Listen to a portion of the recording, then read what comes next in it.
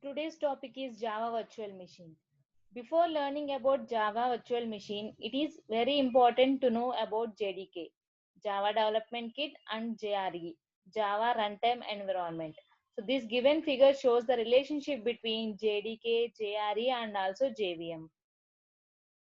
So JDK provides programmers with a set of tools like Java Compiler, Java Debugger, Java P. Java P is nothing but it prints the output to standard output, and also applet viewer, which works with some applets. We can discuss this concept in later slides.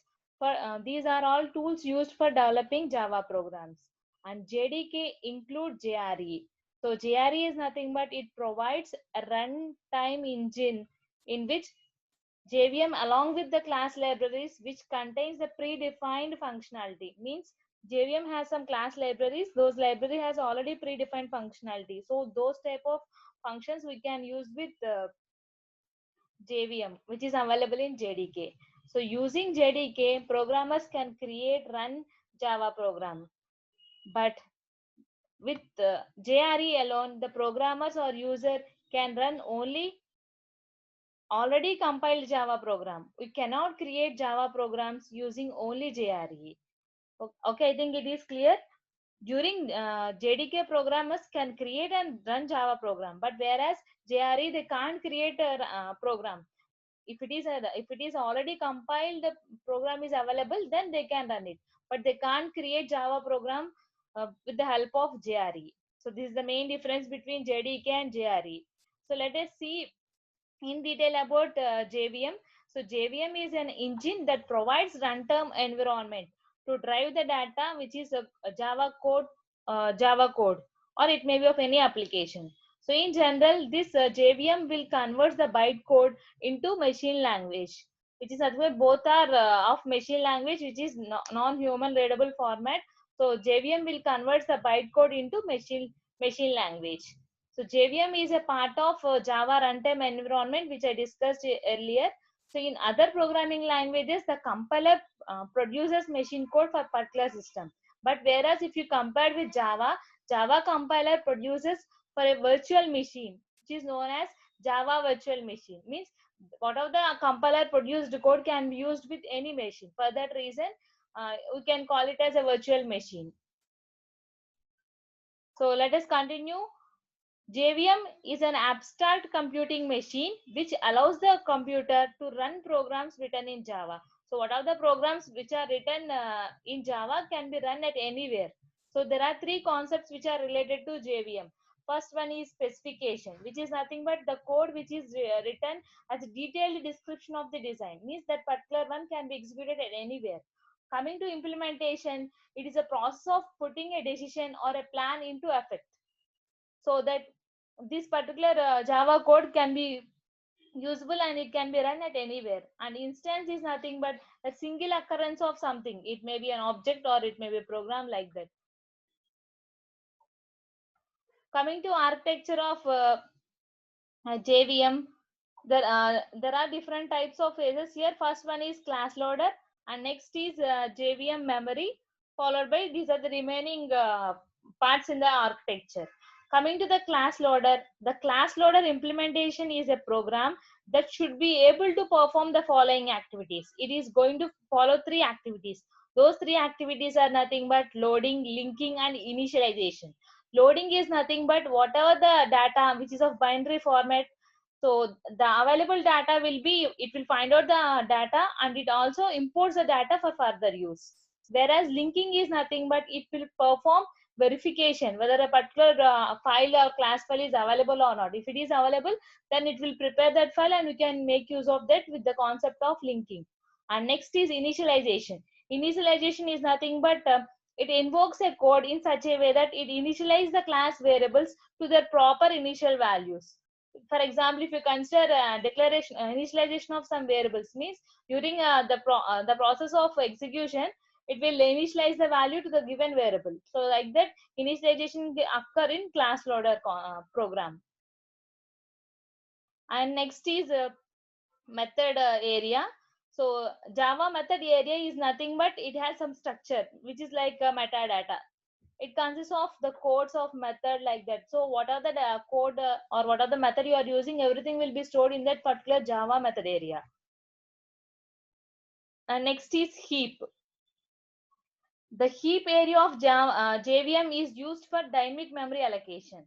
So it consists of mainly two generations, the younger generation and older generation. The younger generation stores whose lifetime is short, means it stores the object whose lifetime is short. But whereas coming to old generation, it stores object which persist for longer duration. So it will store based on the object lifetime, and this memory is common and shared across multiple threads. Next part is nothing but JVM language stack. So it stores local variables and its partial results. Why? Because the local variable value is not static, it may vary. So it will store all the partial results. Each thread has its own JVM stack. So created simultaneously during the thread creation. So after completion of work, and it automatically invoke process and it is deleted. And next, coming to PC registers, it is one of the storage one. It is used to store the address of JVM which is currently executing. What are the instruction which is currently executing, that particular instruction is stored in PC register. In Java, every process has its own PC register. Coming to native method stacks, as a native is nothing but which is associated with some neighbor or circumstances. So it will hold the instructions of native code depending upon the native library. Depending upon the library you are using, it will store the data of that particular library, which may be written in other languages instead of Java. For example, if you consider this native method stack, if suppose I am using some library of C++, which is also an object-oriented programming, if I am using particular language one, then it will store in this native method stack, and we can access that a particular library from there, from that location. And execution engine, it is a type of software which is used to test both hardware and software and also complete system. During this execution, it doesn't carry out any information. It will just test whether a particular software or hardware is working properly or not. Coming to native method interface, it acts as a framework for a programming. It allows the Java code which is running in JVM to call the libraries and also native applications. So if you are executing a program, what are the libraries which are required for your program will be which will be called with the help of this interface, which is called as native method interface. And coming to native method libraries, it consists of some set of collection of libraries which is of native, which is nothing but which is associated with a nearby object oriented programming. It may be either C++ or other programming C, which are needed by the execution engine. So depending upon the requirements, it may make use of a native libraries. These are all available in JVM architecture itself. And coming to the next topic, software code compilation and also execution process. So these are the 5 important steps in order to execute some software code. The first one is editor. So in the editor, we are going to write some program. So you can make use of either Notepad, Notepad++, anything is okay in order to write your program.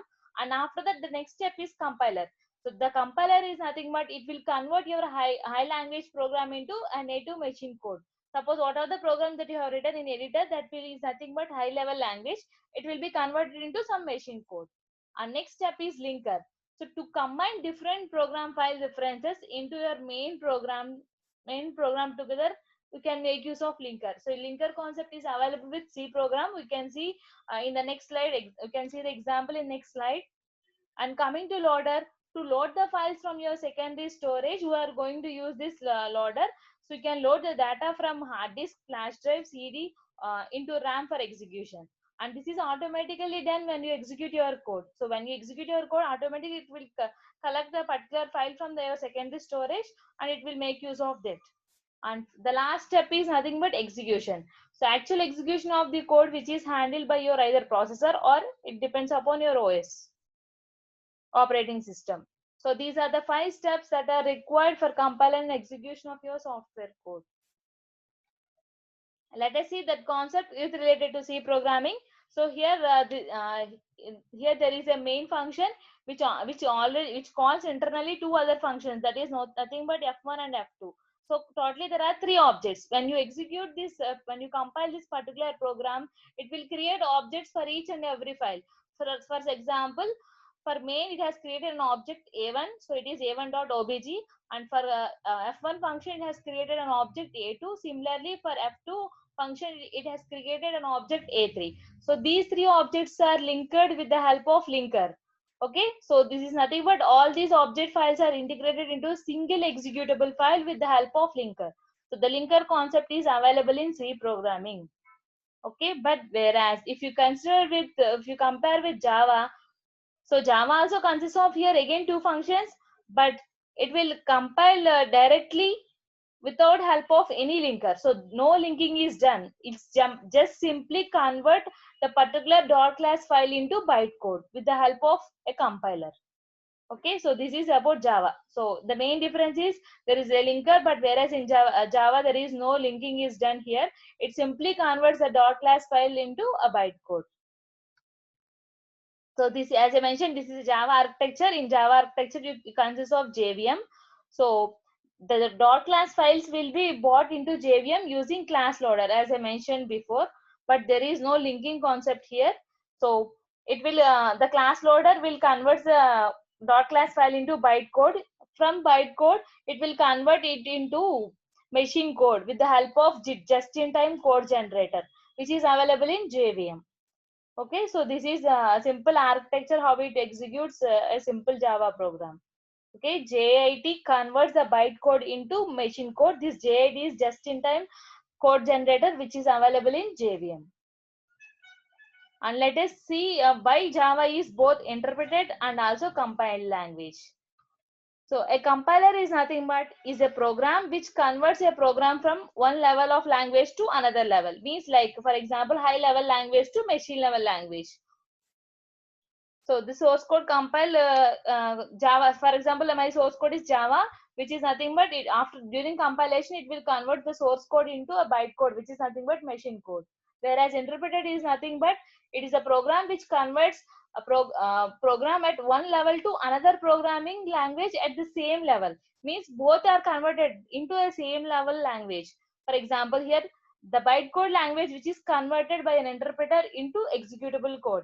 If you consider both bytecode and executable code, those are all machine level codes, means those are machine understandable languages. So both are of same. For that reason, we can say that Java is both interpreted and also compiled language. So it makes use of both compiler and interpreter. So if you see applications, Java is used in web development, like if you consider Amazon website or Google, Netflix, YouTube. So these are different types of web development applications. For example, if you consider standalone application, it may we can use in designing of gaming and other programming language development. And similarly, if you consider with mobiles, different types of apps can be designed with Java. And here this is a OS of Android OS. So those are all can make use of Java, and even large enterprises also making use of Java. It is so that reason it is very popular. For example, SAP, Apple. So these are all different enterprises. They are using Java. For that reason, it is more popular. Let's see about advantages. It is a high level language. So because why it is high level means it is very simple to learn and also very simple to understand. Among the language, it is one of the best from past 20 years. So there is a massive enterprise utilization. As I mentioned, like SAP, Apple, or different types of companies are using this. Lots of Fortune 500 companies are using this Java. And there are 9+ million developers are developing with developing application with the help of Java. And it's strongly typed. What is meant by strongly typed means it is more easily understandable, and it has some rules in order to frame the code, and it is also secure in the sense during safe in memory, and also it provides some security code basement. And few more advantages: platform independent. It can be executed at any platform, any OS like Linux, Windows, Mac OS. and it is portable. You can use this particular Java code in either mobiles, PCs, tablets, etc.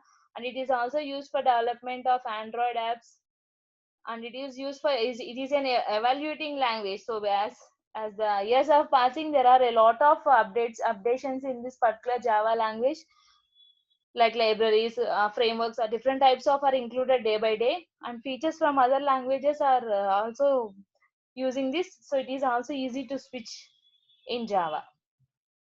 Coming to disadvantages, it takes time to master. So it is easy to learn, but it is easy to learn for masters. So based on the practice, we can make Java comfortable. And longer runtime compared to C and C++, Java takes a lot of time, but whereas it is faster than Python. Coming to memory usage, it is also one of the disadvantage because there is no direct memory management here. And it is not a silver bullet, which is nothing but you can't be good in everything.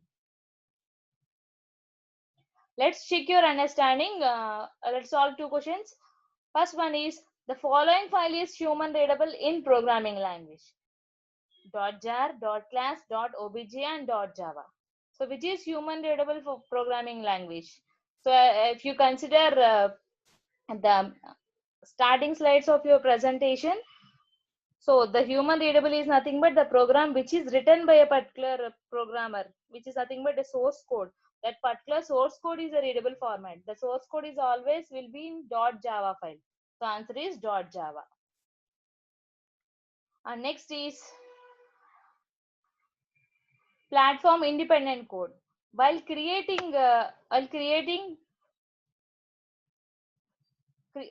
platform independent code file created from source file is understandable by, which is nothing but code file, source file is understandable by.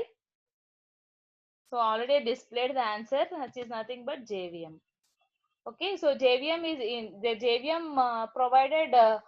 It provides a bytecode here. This bytecode will convert into a machine understandable language. So it is a platform independent code is nothing but it is understandable by JVM. Platform independent code is nothing but bytecode. Bytecode is understandable by JVM.